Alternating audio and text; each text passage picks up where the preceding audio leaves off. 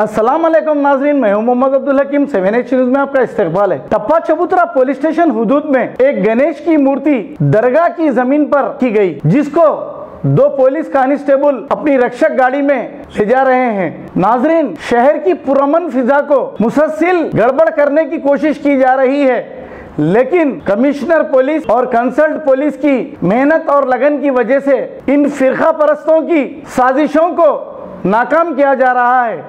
आइए देखते हैं सैयद अहमद की ये रिपोर्ट।